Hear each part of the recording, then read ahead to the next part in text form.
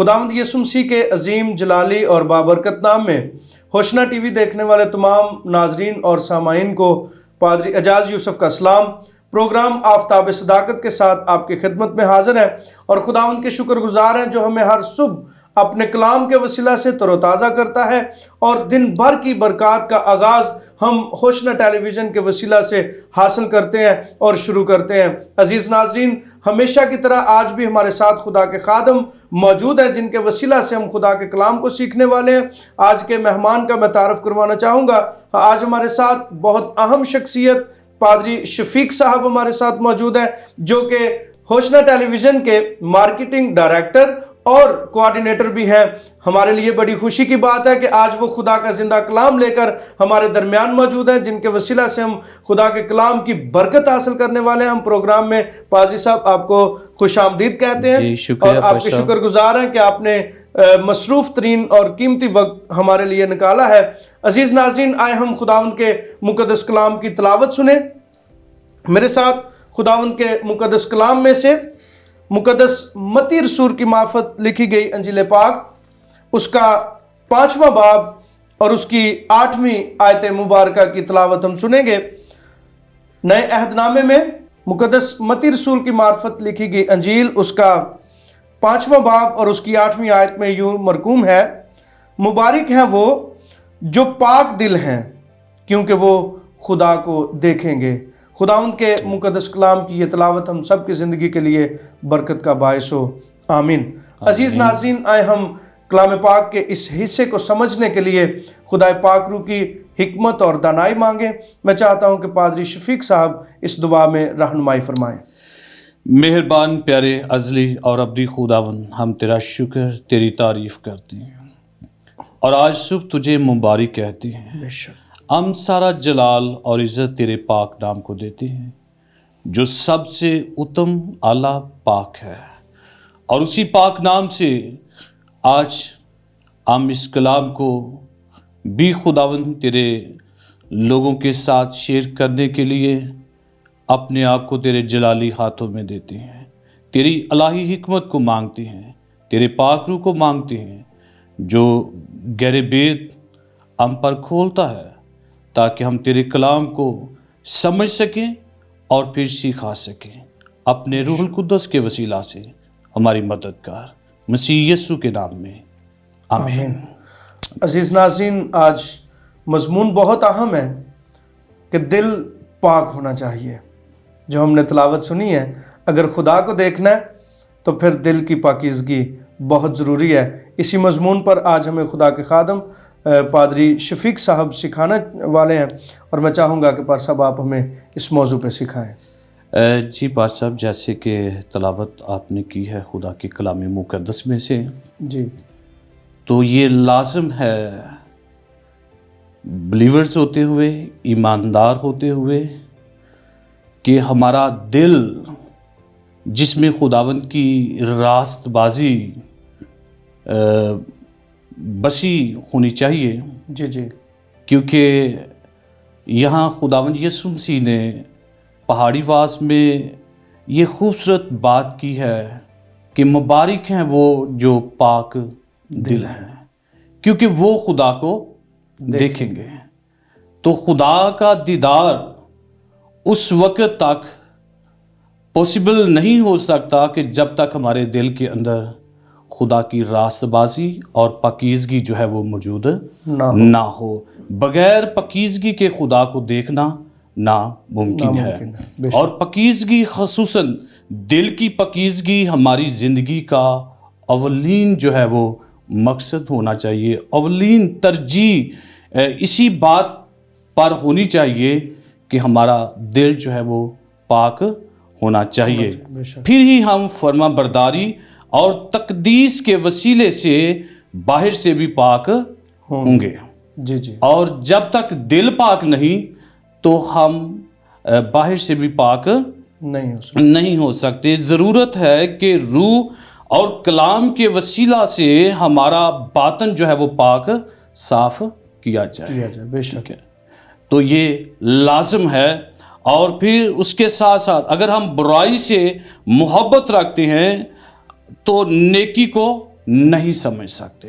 ایسا اگر ہمارے دل میں برائی ہے، بغض ہے، نفرت ہے، جی جی محبت نہیں ہے، اختلافات ہے، تو پھر ہم خدا کی محبت کو بھی جان نہیں سکتے، کیونکہ خدا محبت ہے. ایسا ہی. اور خدا ان زندگیوں میں، ان دلوں میں رہنا چاہتا ہے جو پاک کیے گئے ہیں. اور خدا نے اپنے بیٹے یسوع مسیح کو اسی لیے بھیجا کہ اس کے خون کے وسیلہ سے ہم اپنے آپ کو غسل دیں. جی جی. اور اپنے دل کو خصوصاً اس کے لیے پاک اور صاف کریں.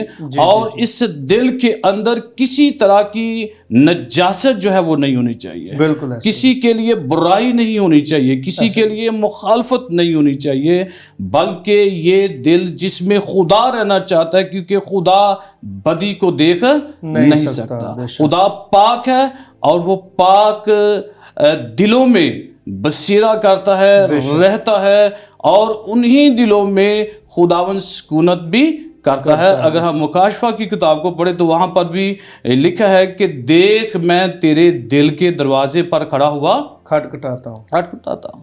اگر کوئی میرے لیے دروازہ کھولے گا جی جی. تو یہاں ہم یہ دیکھتے ہیں، یہ ہمارے جو باہر کے دروازے ان کی بات نہیں کی گئی، گھروں کے دروازوں کی بات نہیں، بلکہ دل کے دروازے کی بات کی گئی ہے. بے شک. ٹھیک ہے، کیونکہ ہر اچھی چیز جو ہے یہ کہاں سے نکلتی ہے؟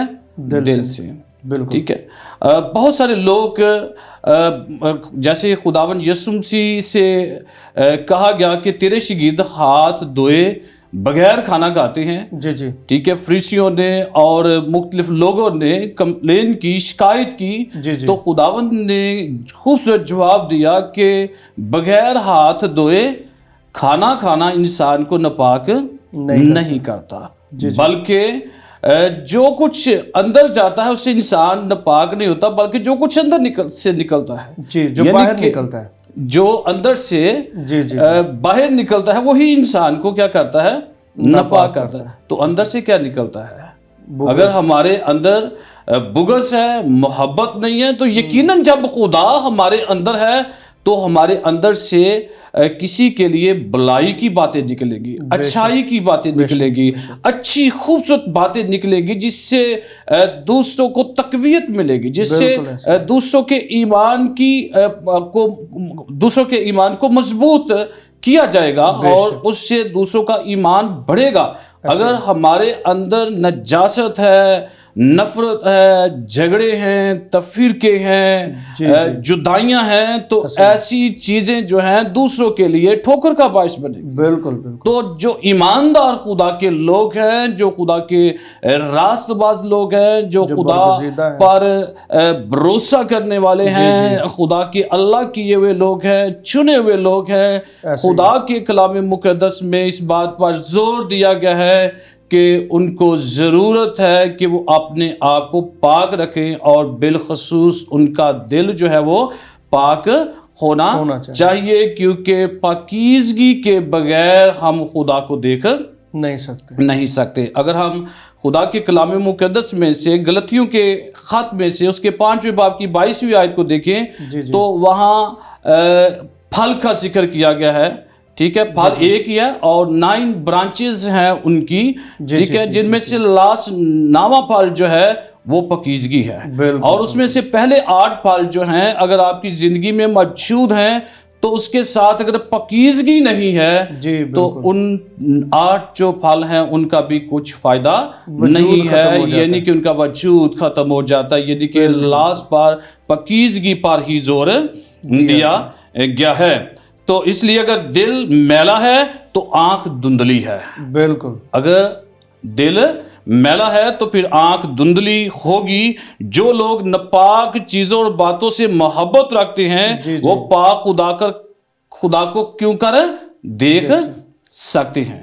وہ کبھی بھی پاک خدا کا دیدار حاصل نہیں کر سکتے. اس دنیا میں رہتے ہوئے خدا کو دیکھنا ہمارے لیے بڑے آنر کی بات ہے کہ اگر ہم اپنے اندر پاکیزگی کو رکھتے ہیں. بے شک. ٹھیک ہے. اس کی ایک جھلک ہی یہاں زمین پر آسمان ہے، یعنی کہ خدا کی ایک جھلک جو ہے وہ زمین پر آسمان ہے. جو پاک دل ہیں وہ یسوع میں باپ کو دیکھتے ہیں، یسوع مسیح میں باپ کو دیکھتے ہیں. کون دیکھتے ہیں؟ جو پاک دل ہیں. اور خداوند کے بندہ داؤد نے بھی اس بات کو بیان کیا کہ خدا پاک اور مستقیم دل جو ہے ان کو کیا کرتا ہے؟ پسند کرتا ہے. اس لیے ہم مسیح کو اور اس فضل کو اسی وقت اپنی زندگی میں حاصل کر سکتے ہیں کہ جب ہم اس کی ذات کو اپنے اندر اور اس کے وعدوں کو اپنی زندگی میں پورا کرتے ہیں. تب تک ہم کبھی بھی خدا کے اس فضل کو حاصل نہیں کر سکتے جب تک ہم خداوند کی پاکیزگی کو حاصل نہیں کر سکتے. خدا کا فضل، اس کی پاکیزگی اور اس کی راست بازی جو ہے وہ ہماری زندگی میں ہونا ضروری ہے. اور اسی صورت میں ہم اسے اپنی زندگی میں پا بھی سکتے ہیں اور ڈھیروں برکات کو حاصل کر سکتے ہیں اور گناہ کو دل سے دور رکھ سکتے ہیں. کیونکہ اس کے فضل کے بغیر ہم اپنے آپ کو گناہ سے الگ نہیں کر سکتے. اس کی تابعداری میں اور اس کی فرما برداری میں اور اس کے فضل میں ہم اسی وقت اپنے آپ کو گروتھ کر سکتے ہیں جب اس کا رحم والا ہاتھ اور فضل والا ہاتھ ہماری زندگی میں ہوگا اور ہماری زندگی کے اندر خداوند کی پاکیزگی جو ہے وہ موجود ہوگی. دینداری اور پاکیزگی صرف ان کو حاصل ہوتی ہے جو اسے پکارتے ہیں. بالکل یہ ضروری ہے. خداوند کا بندہ داؤد کہتا ہے کہ میری آنکھیں ہمیشہ خداوند کی طرف لگی رہتی ہیں. بے شک. زبور 25 کی 15ویں آیت کو پڑھیں تو یہاں خدا کا بندہ داؤد نبی یہ بیان کرتا ہے کہ میری آنکھیں ہمیشہ خدا کی طرف لگی رہتی ہیں. یعنی کہ یہاں ہم یہ دیکھتے ہیں کہ وہ ایک پل کی بات نہیں کرتا، وہ ایک وقت کی بات نہیں کرتا، بلکہ وہ اس بات کو بڑی وضاحت سے اور بڑے وثوق سے بیان کرتا ہے کہ میری آنکھیں ہمیشہ خداوند کی طرف لگی رہتی ہیں. تو جن کی آنکھیں خداوند کی طرف لگی رہتی ہیں وہ باعث برکت ہے. کیونکہ ملعون ہیں کہ جو خدا سے اپنی نظر کو ہٹا کر انسان کی طرف اپنی نظر لگا لیتے ہیں. کیونکہ خداوند یہ چاہتا ہے کہ ہماری نظر جو ہے وہ اپنے خدا کی طرف لگی رہے اور اپنے کامل کرنے والے خدا کو تاکتے رہو. بے شک. اس کو دیکھتے رہو. وہ آپ کی آنکھوں سے اوجھل نہیں ہونا چاہیے. اسی لیے خداوند کے کلام میں لکھا ہے کہ تیرا دھیان میری شریعت پر رات بھی اور دن بھی لگا رہے. اگر ہم یشوع کی کتاب کو پڑھیں اس کا پہلا باب اس کی 8ویں آیت میں تو اس بات کو بیان کیا گیا ہے کہ یہ شریعت کی کتاب تیرے منہ سے نہ ہٹے بلکہ تجھے دن اور رات اسی کا دھیان رہے، تب ہی تجھے اقبال مندی کی راہ نصیب ہوگی. بلکہ اس سے پہلے لکھا نہ تو دائیں مڑنا نہ تو بائیں مڑنا، بلکہ جس طرح خداوند کا بندہ داؤد کہتا ہے کہ میری آنکھیں خداوند کی طرف ہمیشہ لگی رہتی ہیں. تو یہاں پر بھی ہم یہ دیکھتے ہیں کہ ہم نے خدا کی شریعت سے اور اس کے کلام سے اپنے دھیان کو پیچھے نہیں ہٹانا بلکہ ہمارا دھیان جو ہے وہ خدا کی طرف لگا رہنا چاہیے. جب ہمارا دھیان خدا کی طرف لگا رہے گا تو ہمیں کسی بات کی کمی نہیں ہوگی، اور جب ہمارا دھیان اس کی طرف ہوگا تو پھر ہم گناہ کی طرف مائل بھی نہیں ہوں گے. ہم بدی سے اور بدکاری سے، ہر طرح کی مکاری سے، ہر طرح کے فریب سے اور ہر طرح کے دھوکے سے اپنے قدموں کو روکے رکھیں گے، کیونکہ ہمارا دھیان، ہماری نظر جو ہے وہ خداوند اپنے خدا کی طرف لگی رہتی ہے. گفتگو کا سلسلہ جاری رہے گا اور ہم بڑے اچھے موضوع پر سیکھ رہے ہیں. عزیز ناظرین، یہاں پر وقت ہوا ایک چھوٹی سی بریک کا. بریک کے بعد واپس آتے ہیں.